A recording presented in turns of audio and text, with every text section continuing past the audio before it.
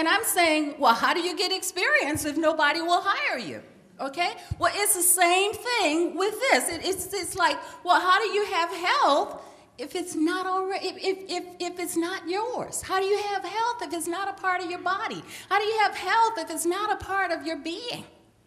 And that's the one thing that we're overlooking. We're overlooking the very thing that is so simple. It is a part of us. It is already here. It is already given.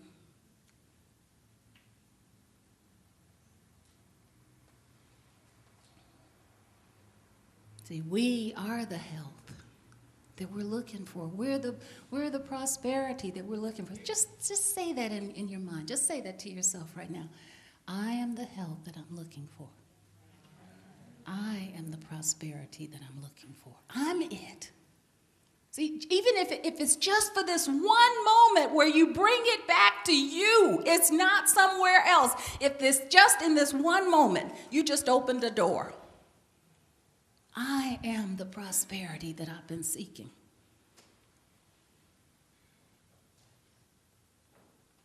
See, you just gave yourself permission to feel it. You just opened the door. You just said hello to amazing.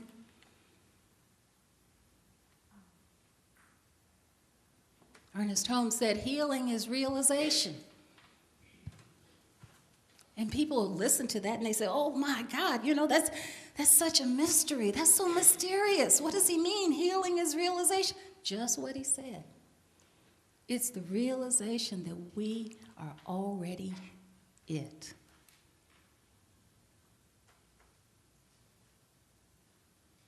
It's the realization of oneness that we heard from the choir this morning. That is just not somewhere else.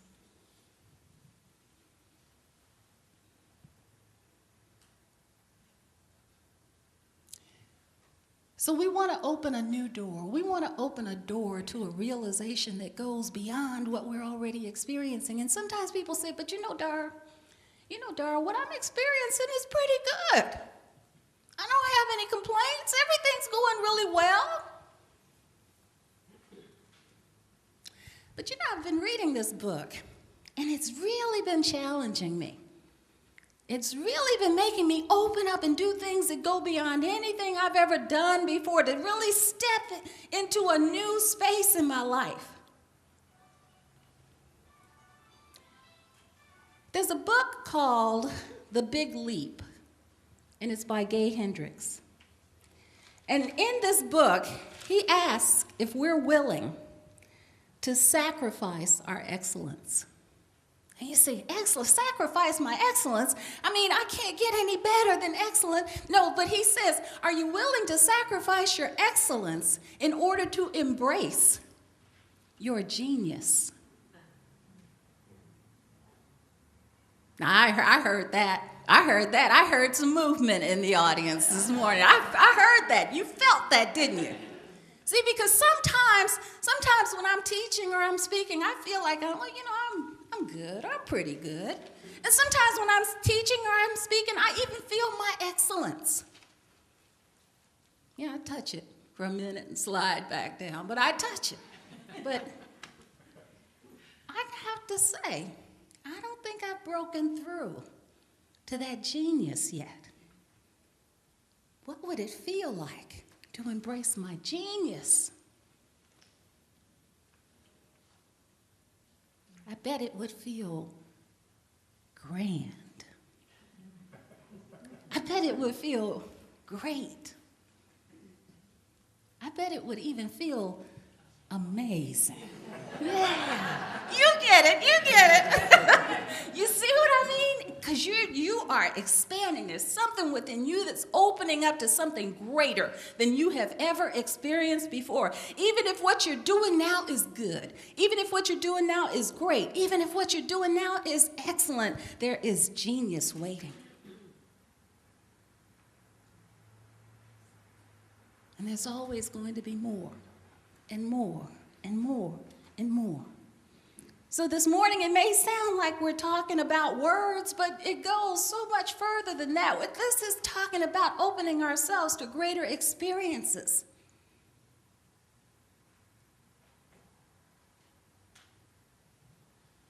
So based on what I'm saying, how would grand feel to you?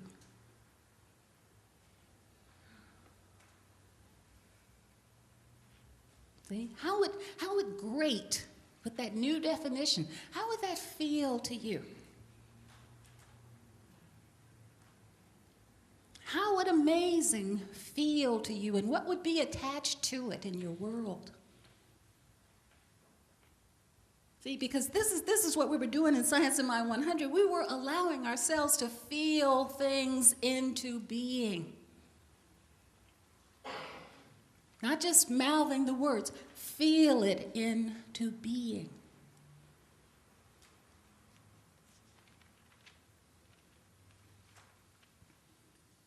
And it was a beautiful experience. It was so wonderful to see what was going on in this class. Someone wrote me a letter. They said, as for demonstrations that have come forth in form, I demonstrated an amazing trip to Singapore and Indonesia in November, and another all-expense paid to Italy in June.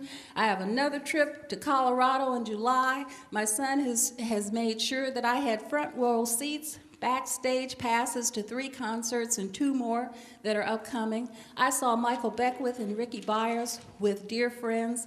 I had Christmas with my children and grandchildren in Fremont. I was in Los Angeles for the boys' first day of school, their Christmas program, Grandparents' Day, and Easter week.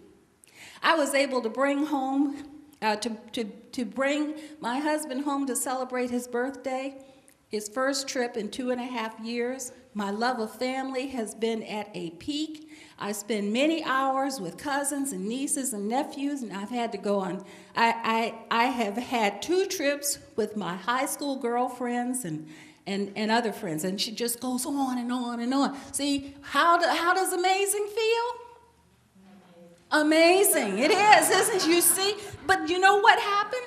This person opened up to the realization that it is in me. Amazing isn't out there. It's in me. And that's what I saw with so many people this year in our class. Over and over and over again. But you know, sometimes when we start opening up to things like amazing, we begin to feel the fear of the unknown. And I read something this week by Dennis Merritt Jones that I thought was so beautiful. This is the foreword to his new book, and I forgot to go back to get the name of the book, but it is due out this week. This is something he tells us about the fear of the unknown. I really want you to hear this. He said, there is no area of our lives where we are not forced to step onto the path of uncertainty at one point or another. This includes our relationships, careers, physical health, finances, and so on. Why not enter the mystery consciously and intentionally every day? Becoming friends with uncertainty is a wise endeavor, he tells us. As we make living in the mystery a daily practice, we prepare ourselves for the adventure, regardless of whether we are pushed onto the path of uncertainty by inspiration or desperation, by pleasure or by pain. In either case, we shall discover it is a journey that we can learn to love. So that path of uncertainty is perfectly natural.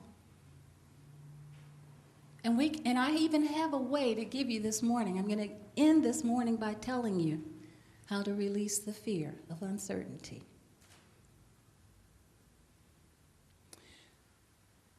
When we align with oneness,